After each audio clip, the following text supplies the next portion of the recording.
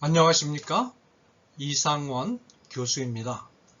오늘은 평신도를 위한 신학 강의 9번째 시간, 신론 4번째 시간입니다. 오늘 우리가 다룰 수어 주제는 하나님의 사역 가운데 작정, 예정, 그리고 예정에 속한 주제이기도 한데 타락 전 선택설과 타락 후 선택설입니다. 신론에서 하나님의 사역을 다룰 때는 성부 하나님이 주도하시는 작정, 예정, 창조, 섭리를 다룹니다.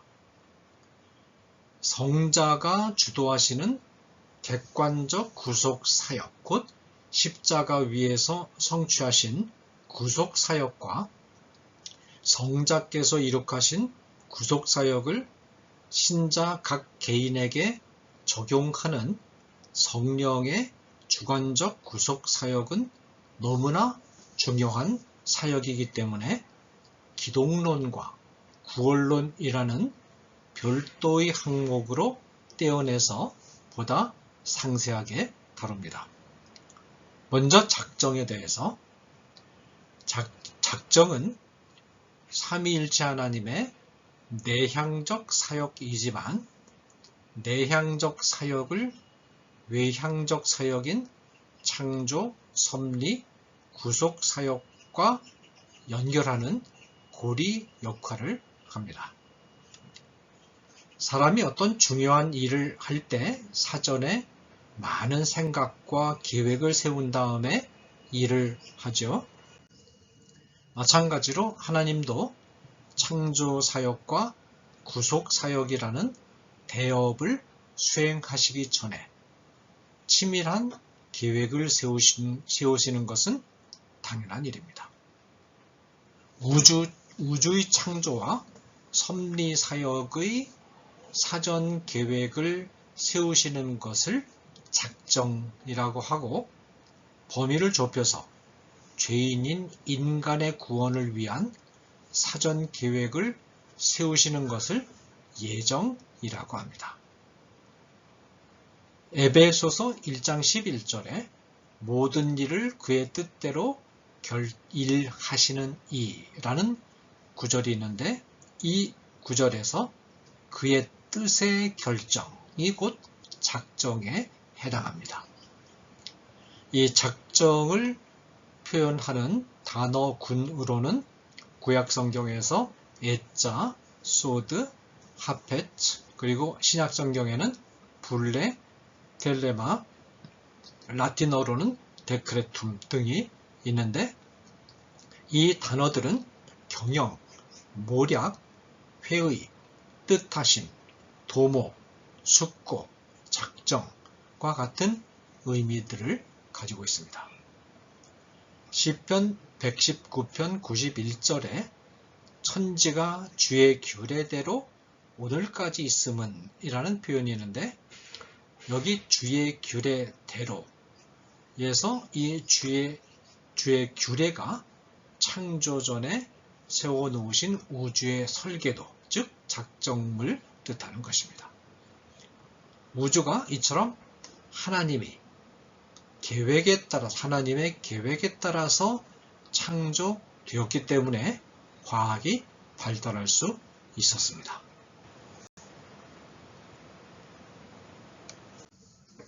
그 다음 예정에 대해서, 죄인들을 위한 구원의 작정이 바로 예정입니다. 작정은 넓은 범위를 가리키고 예정은 인간의 구원과 관련된 좁은 범위를 가리키는 것이죠. 예정에 해당하는 단어군을 살펴보면 히브리어 야다, 헬러 프로기노스케인, 이 프로라는 말은 앞서서라는 뜻이고, 기노스케인은 알다, 앞서서 알다, 그런 기본 뜻이죠. 그래서 이 두 단어는 사랑의 대상으로 삼는 선택적 지식을 가리키고, 또 히브리어 바차와 헬러 에클레 게스타이는 즐거움으로 죄인들을 선택하는 것, 프로 오르게이는 어떤 목적을 위해서 배열해 놓는 것 등을 의미합니다.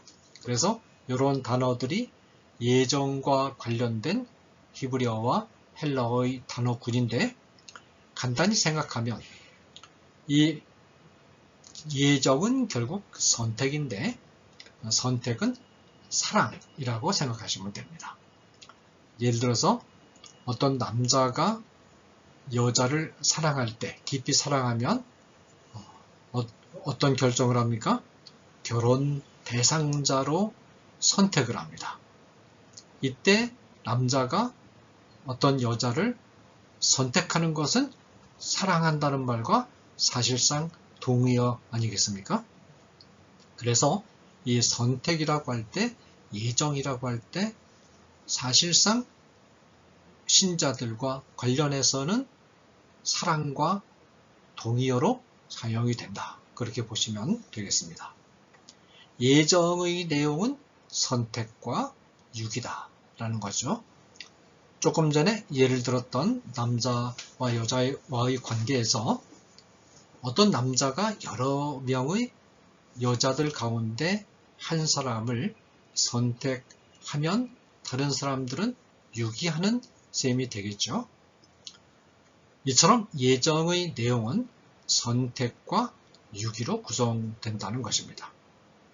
선택은 영생을 얻는 것이고 유기는 지옥에 들어가는 것입니다. 예정의 대상은 이성적인 인격적인 피조물인 인간과 천사다라는 것이죠. 하나님이 천사를 영생을 얻도록 예정하셨음을 말하는 본문으로는 디모데전서 5장 12절에 택하심을 받은 천사들이라는 표현을 들 수가 있고, 천사들을 멸망하도록 유기하셨다라는 사실은 베드로 후서 2장 4절에 하나님이 범죄한 천사들을 용서하지 아니하시고 지옥에 던졌다라는 표현이라든지, 유다서 6절에 자기 지위를 지키지 아니하고 자기 처소를 떠난 천사들을 큰 날의 심판까지 영원한 결박으로 흑암에 가두셨다라는 표현이 있죠. 그래서 어떤 천사들은 영생을 얻도록 예정하셨고 어떤 천사들은 멸망하도록 유기하셨다라는 사실을 알 수가 있습니다. 자, 그런데 여기서 우리가 유의할 점은 선택과 유기를 대칭 개념으로 이해하면 안 된다라는 것입니다.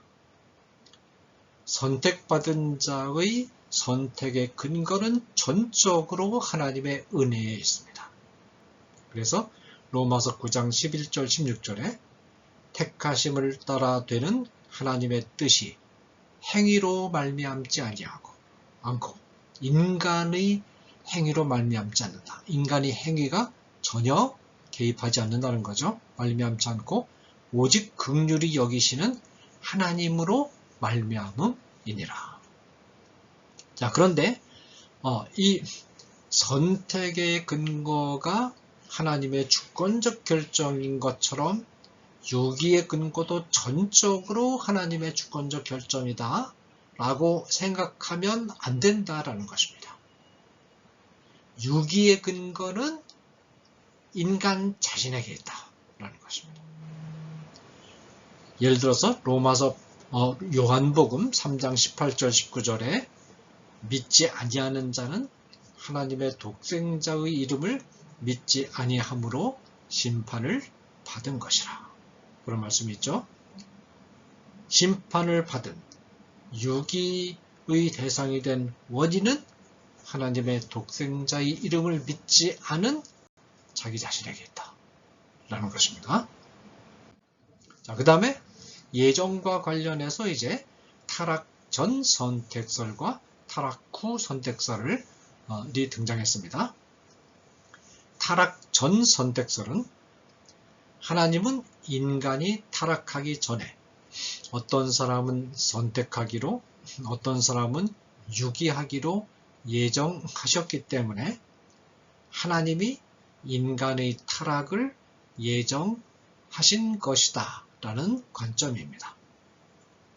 타락 후 선택설은 하나님은 인간이 타락할 것을 아셨지만 인간이 의지적으로 타락하는 것을 허용하셨을 뿐 예정하시지는 않으셨다. 그렇게 보고 인간이 타락한 후에 죄인들 가운데 일부를 구원하기로 예정하시고 일부는 유기하기로 예정하셨다는 관점입니다.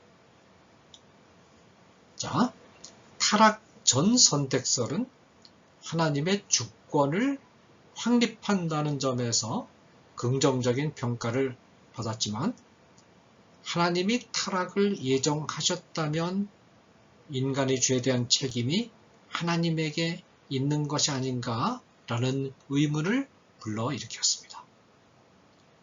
타락 후 선택설은 죄에 대한 책임이 인간에게 있음을 분명히 했다는 점에서는 긍정적인 평가를 받았으나 하나님이 인간이 죄를 범할 것을 아셨으면서도 막지 못했다면 인간의 행동에 대해서 하나님이 개입하실 수 없다는 뜻이 되고 하나님의 전능성에 손상이 가해지는 것이 아닌가 하는 의문을 일으켰습니다. 개혁신학의 전통은 타락 후 선택설의 입장을 취합니다. 그러나 어느 시점에 하나님의 예정이 있었는가는 추정할 뿐 확실한 정보가 없기 때문에 어느 한 입장이 절대적으로 옳다라고 단정하기는 어렵습니다. 아마도 두 입장을 이렇게 절충하는 것이 무난하다라는 것이죠. 첫째로 하나님은 인간이 타락할 것을 아셨다. 그것은 분명하죠. 둘째로 하나님은 인간이 자유로운 선택에 의해서 타락할 것을 허용하셨다. 그런데 인간이 타락한 직후 어느 시점인가? 하나님은 죄인들 가운데 일부는 구원하기로 선택하시고 일부는 유기하기로 결정하셨다는 것입니다. 이 관점이 가장 무리가 없는 관점입니다. 그러나 영원에서 하나님이 결정하시는 시점에 대해서는 우리가 들여다볼 수가 없는 문제이기 때문에 그 정도로 말하고 그 이상은 알지 않기로 결정하는 것이 바람직합니다. 이 말은 타락 전에 선택과 유기를 결정하셨다는 말이 전적으로 잘못된 것이라고 볼 수는 없다는 뜻입니다.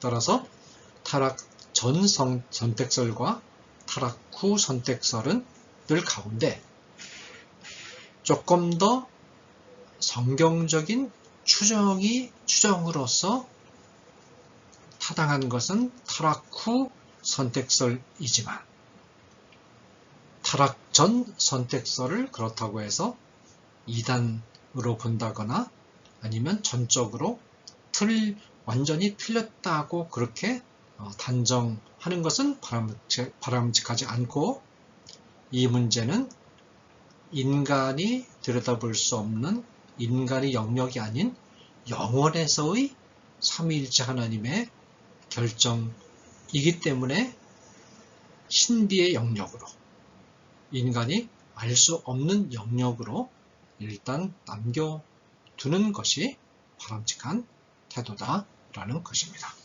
감사합니다.